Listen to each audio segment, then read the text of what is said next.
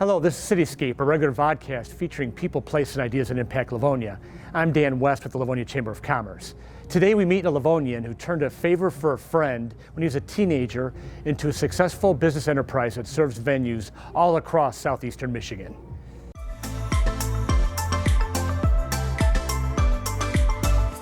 Wayne Kinney, a 1995 graduate of Livonia Stevenson High School, started his high school career at Clarenceville. He was asked to DJ for a friend's wedding in 1994. He loved the experience so much that it became the foundation for Rock Out Entertainment, a company which he incorporated in 2002. He grew his DJ business while studying at the Specs Howard School of Media Arts and eventually expanded into an event production company with a team of professionals that provide a variety of resources to support thousands of weddings and corporate events. And he continues to grow his expertise from here in his hometown. Now, Wayne Kinney joins us today from the Livonia Italian American Club, where he's doing some wedding demonstrations today.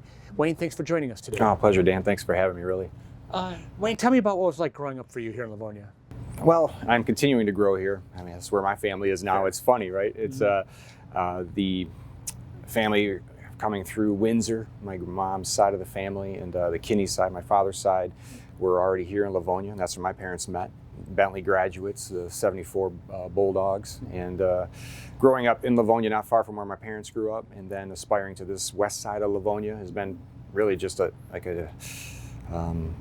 path of the righteous. Like, it's been the best thing for us as a family, my wife and our son. It's not a strange place to grow our business or live. Like, it just seems so familiar and perfect, and we're doing that. We're growing, like I said. So, what'd you do as a kid when you were here? My brothers and I, there's three of us, Kinney brothers, and we've always played sports, very active with our family outings. Being an Italian-American family, we had a lot of weddings and communions to go to as kids, not only our own, but we were celebrities in our own families. We had so many kids, cousins, so we always had something to do.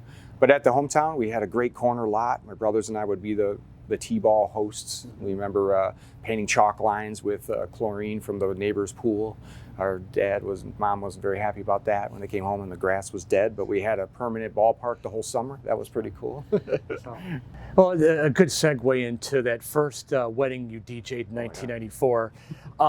You were asked to do that. Tell me about the charge you got out of doing that, and obviously what it meant for what you went into. No, certainly. Dan, it is a charge. Like, I remember the day, like it was just yesterday, taking on my first big event with my company. Building a brand from energy and person that I am is really what that first wedding was. It was the spark. 94 was a junior year in high school, and went out with my uncle and his cousin's wedding, or a friend, cousin. So there's a relationship there that maybe made me feel pretty warm. It wasn't a cold room, so I don't want to build too much faith in what I was doing at that age. I definitely learned a lot. But with that, ripe age of 16 or 17, picking out cassette tapes with my uncle, some small 45s were still a part of it then, if you could believe it, and plucking out the playlist. And that's what I was always good at, is reading the room. And if a disco hit was hitting with the guests, I knew exactly where to go to. So I had a lot of that knowledge, like, even then, and that's what I remember. It's like just being empowered by, like, what I knew and what it felt like, and to be used, like, to be able to use it. So you felt like you belonged doing what you're doing, and you said, I can be good at this. Oh my gosh, yeah. It was just really an eye-opening thing that I hope a lot of young people find that, that little energy in something they do, and don't quit on that. And that's what really just kept sparking the next thing, Now, you look back at today's teenagers, everything's on a device right now. Right. But when you started the 1990s, you had to haul cassettes and CDs and albums and your sound equipment all over the place. No, it was bands had always the equipment, but DJing wasn't anything short of the performance then, logistically.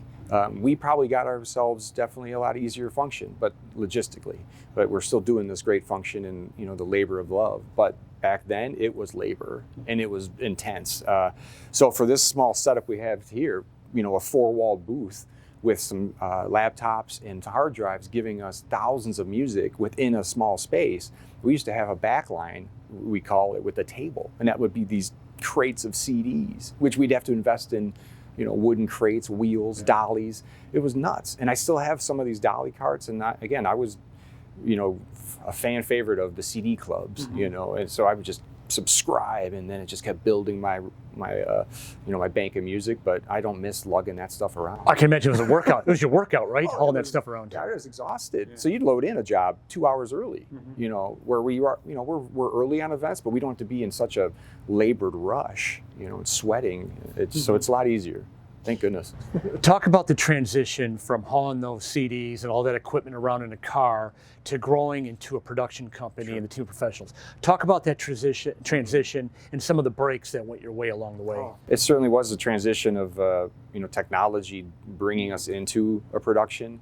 To be able to afford or maybe be competitive back then, I probably did luck out, because I can imagine the guys that ran companies from the 60s, then went to 70s, they always were investing in some large commitments where we can be pretty sleek and slim and offer a service pretty quick.